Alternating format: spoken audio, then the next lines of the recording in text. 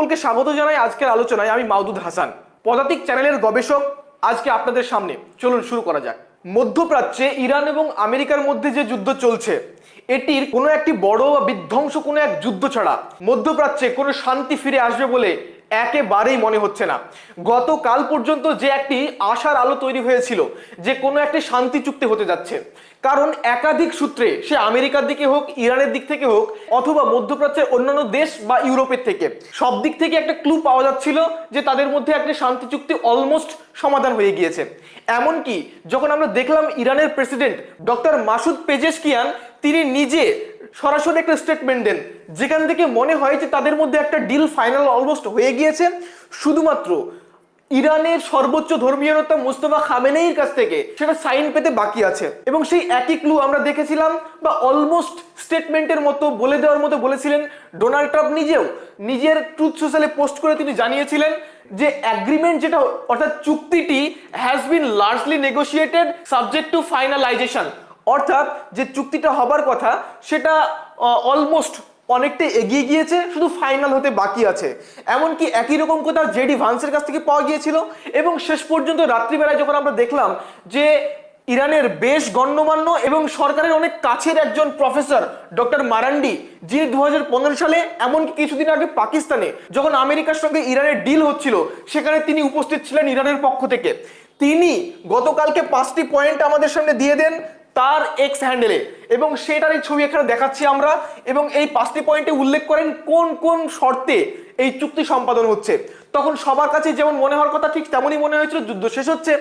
কিন্তু তারপরেও আমরা গতকালকের ভিডিওতে আপনাদেরকে দেখিয়েছিলাম একটা পয়েন্ট থেকেই যাই, নেতানিয়াহু কি ভাবছে। কারণ এই মুহূর্তে পৃথিবীতে ইউনাইটেড স্টেটস অফ আমেরিকা বলে কোনো দেশ নেই। যদি কোনো দেশ থাকে যেটি কানাডার দক্ষিণ দিকে অবস্থিত, তাহলে সেই দেশের নাম বলতে পারেন ইউনাইটেড স্টেটস অফ ইসরায়েল। এবং আমেরিকা মধ্যপ্রাচ্যে যুদ্ধ থামাবে নাকি যুদ্ধ চালাবে, ইরানের সঙ্গে শান্তি চুক্তি হবে কি হবে না, এসব কিছু ডোনাল্ড ট্রাম্পের উপরে যতটা নির্ভর করে, তার থেকে অনেক বেশি নির্ভর করে ইসরায়েলের গণহত্যাকারী প্রধানমন্ত্রী বেঞ্জামিন নেতানিয়াহুর উপরে। তাই গতকালকেও একটা কোশ্চেন থেকে যাচ্ছিল, যখন সব দিকে অলমোস্ট ফাইনাল হয়ে যাচ্ছিল, তখন যে নেতানিয়াহু কি ভাবছেন। একটি মিটিং হবার কথা ছিল গতকালকে সন্ধ্যাবেলায় ইসরায়েলে। বেঞ্জামিন নেতানিয়াহু একটি সর্বদলীয় বৈঠক করেন, সেখানে তার দেশের অন্যান্য পলিটিক্যাল লিডারদের সঙ্গে আলোচনা করেন এবং একটা সিদ্ধান্তে পৌঁছন।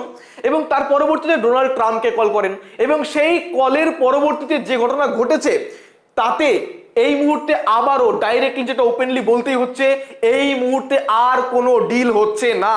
আর মধ্যপ্রাচ্যে যদি কোনো শান্তি ফিরে আসে, তাহলে আমেরিকার সঙ্গে কোনো এক ভয়ঙ্কর বিধ্বংসী ভয়ানক যুদ্ধের মাধ্যমে ফিরবে। অন্যথায় শান্তির কোন রকম ক্লু বিশ্বাসযোগ্য এই মুহূর্তে অ্যাটলিস্ট নয়। গতকালকের এই শান্তির কথা শুধুমাত্র সারা পৃথিবীর দেশগুলোই নয়, এমনকি যারা বিজনেসম্যান, যারা টাকার কথা চিন্তা করে, অন্য কিছুই চিন্তা করে না, সেই বিজনেসম্যানরা গতকালকে যে অন পেপারে যে তেল কেনা বেচা হয়, তারাও গতকাল ভোর 3:30টার সময় যখন আমরা দেখলাম তেলের মার্কেট খুললো অন পেপারে, অর্থাৎ ইলেকট্রনিক ভাবে যে তেলের কেনা বেচা হয়, যেটাকে ব্রেন্ট ক্রুড বলা হয়, তার যখন মার্কেট রবিবার বন্ধ থাকার পর গতকাল ভোর 3:30টার সময় ভারতীয় সময় চালু হলো, আমরা দেখেছিলাম তার দাম কমে আসছিল। কেন? এর কারণটা হচ্ছে তারা বিশ্বাস করেছিল যে হয়তো শান্তি প্রতিষ্ঠা হতে যাচ্ছে। কিন্তু বেঞ্জামিন নেতানিয়াহু এই শান্তি চুক্তি চায়নি। আর তারই প্রমাণ আমরা দেখেছিলাম গতকালকে আমেরিকাতে বেঞ্জামিন নেতানিয়াহুর যে সমস্ত পোষ্যগুলো ছিল, যারা আমেরিকাতে সরকারের মধ্যেই আছে, যেমন বলতে পারেন লিন্ডসে গ্রাহামের কথা, যিনি আইপ্যাকের কাছ থেকে, অর্থাৎ ইসরায়েলের দ্বারা চালানো জায়োনিস্টদের যে একটা অর্গানাইজেশন আমেরিকাতে আছে, যারা আমেরিকার পলিটিশিয়ানদের, রাজনৈতিক নেতাদের টাকা দিয়ে কিনে রাখে, তাদের টাকা দিয়ে জিতে আসা একজন সেনেটর লিন্ডসে গ্রাহাম, কিংবা মনে করতে পারেন বিজনেসম্যান মার্ক ডিবোউইটস, কিংবা মনে করতে পারেন মার্ক আর লেভিনের মতো ব্যক্তিবর্গ, তারা গতকালকেই ক্লু দিতে শুরু করেছিল যে ইসরায়েল এই দুইয়ের ভিতরে কোনো চুক্তিকে মেনে নেবে না। লিন্ডসে গ্রাহাম তারা বলছিলেন যদি এই চুক্তি হয়ে যায় তাহলে কি হবে, ইরান হয়ে যাবে অত্যন্ত ডোমিনেট ফোর্স, অত্যন্ত শক্তিশালী একটা ফোর্স মধ্যপ্রাচ্যের উপরে। এবং যদি এটা হয়ে যায় তখন মধ্যপ্রাচ্যের পাওয়ার ব্যালেন্সে বড় পরিবর্তন চলে আসবে, আর সেটা হবে ইসরায়েলের জন্য একটি নাইট মেয়ার। এইসব কথাগুলো বলতে শুরু করেছেন লিন্ডসে গ্রাহাম। একই রকম কথা বলতে শুরু করেছিল জায়নবাদী ব্যবসায়ী, সেও বলছিলেন যে 40 দিনের যে আমেরিকার সঙ্গে ইরানের যুদ্ধ হয়েছে সেখানে হয়তো আমেরিকা জিতেছে, কিন্তু তারপর যে নেগোসিয়েশনের পর্ব চলছে অর্থাৎ চুক্তি হবার জন্য আলোচনার পর্ব চলছে, তাতে আমেরিকা হারছে, অর্থাৎ ইরানের শর্তকে মেনে নিচ্ছে, এই টাইপের কথাগুলো বলতে শুরু করেছিল। আর তারপরে আমাদের সামনে আসলো বেঞ্জামিন নেতানিয়াহুর সেই স্টেটমেন্ট, যেখানে আমরা বুঝতে পারলাম কোন কোন শর্তের জন্য আসলে এই চুক্তি ভেঙে যাচ্ছে বা এই চুক্তি হচ্ছে না।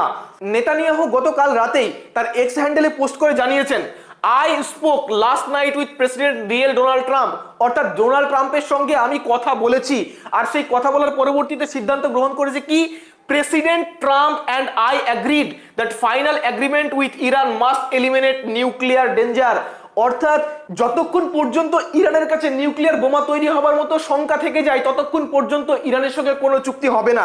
এবং বেঞ্জামিন নেতানিয়াহু 3টি পয়েন্টের কথা উল্লেখ করেন, যদি এই 3টি পয়েন্ট না মানে ইরান তাহলে কোনো চুক্তি হবে না। সেই 3টি পয়েন্ট কি? 1 নম্বর, ডিসম্যান্টলিং ইরানস নিউক্লিয়ার এনরিচমেন্ট সাইটস, অর্থাৎ ইরানের যতগুলো নিউক্লিয়ার সাইট আছে, শুধুমাত্র পপুলার 3খানা নয়, যতগুলো আছে সব নিউক্লিয়ার সাইটগুলোকে ধ্বংস করতে হবে। 2 নম্বর পয়েন্ট তিনি কি বলেন, removing it's enriched nuclear material, অর্থাৎ ইরানের কাছে যে 441 কেজি এনরিচড ইউরেনিয়াম রয়েছে সেটা যদি ইরানের কাছ থেকে বের করে না নিয়ে যাওয়া হয় তাহলেও সেটা ইসরায়েল মেনে নেবে না। কিন্তু ইতিমধ্যেই আমরা দেখেছি ইরানের পক্ষে আয়াতুল্লাহ খামেনেই নিজে, অর্থাৎ সর্বোচ্চ ধর্মীয় নেতা, তিনি নিজেই বলে দিয়েছেন যে ইরানের এনরিচড ইউরেনিয়ামকে তিনি দেশ থেকে বাইরে পাঠাবেন না। আর 3 নম্বর যে পয়েন্টের কথা বেঞ্জামিন নেতানিয়াহু বলেছে যা ইরানকে মেনে নিতে হবে, সেটা হচ্ছে তার রক্ত পিপাসু রক্তের দাগ।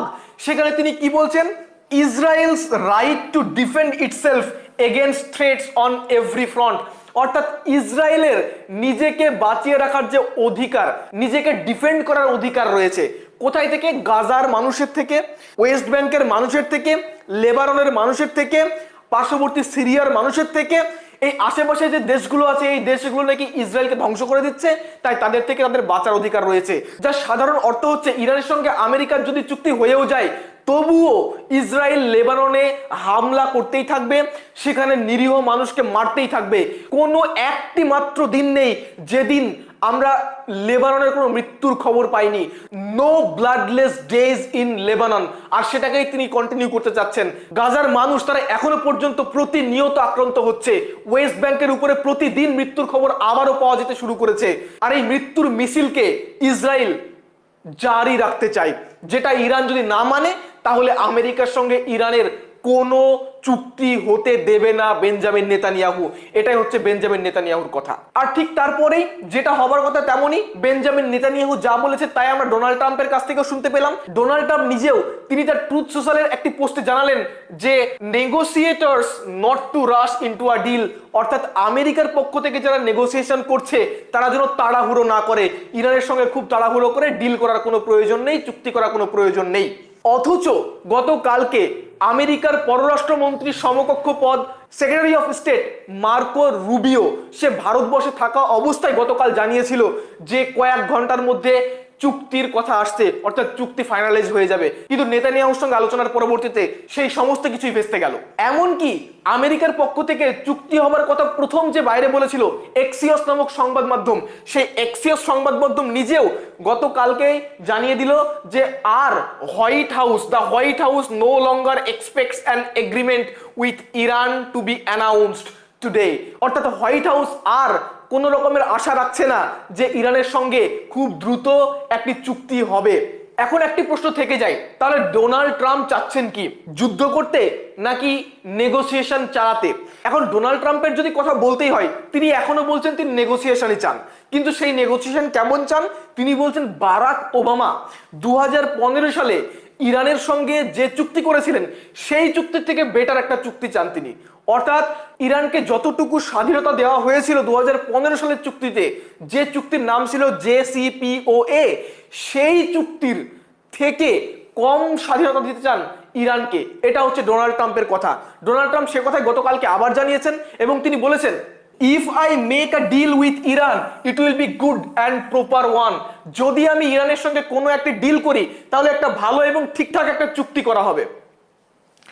Not like the one made by Obama, যে রকম চুক্তি 2015 সালে বারাক ওবামা করেছিল ইরানের সঙ্গে, সেই রকম চুক্তি করতে রাজি নন ডোনাল্ড ট্রাম্প।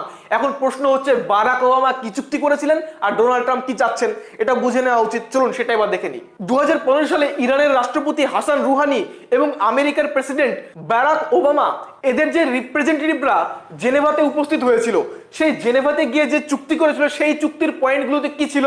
সেই চুক্তির অন্যতম প্রধান যে পয়েন্ট ছিল, সেই পয়েন্টটা হচ্ছে যে ইউরেনিয়াম এনরিচমেন্টের উপরে একটা লিমিট লাগিয়ে দেওয়া হবে।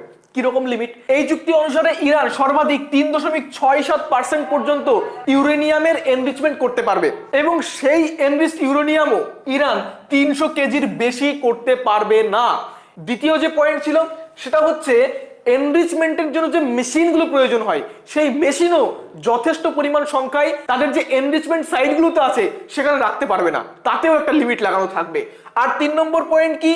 তাদের যে রিঅ্যাক্টরগুলো, যেগুলো খুব জরুরি এই এনরিচমেন্টের জন্য, সেগুলোকেও চেঞ্জ করতে হবে এবং কম শক্তিশালী রিঅ্যাক্টরকে ইউজ করতে হবে। এবং শেষের পয়েন্ট হচ্ছে IAEA ওভারসাইট, অর্থাৎ একটি সংস্থা যে সারা পৃথিবীর সংস্থা বলে সবাইকে বলা হয়, কিন্তু আমেরিকার পোষ্য গোলামের মতো কাজ করে। এই IAEA এর কিছু লোক সবসময় ইরানের যে নিউক্লিয়ার সাইটগুলো আছে সেখানে অবাধে যাবে, দেখবে, বুঝবে কি অবস্থা চলছে, পারমাণবিক বোমা তৈরি করছে কিনা,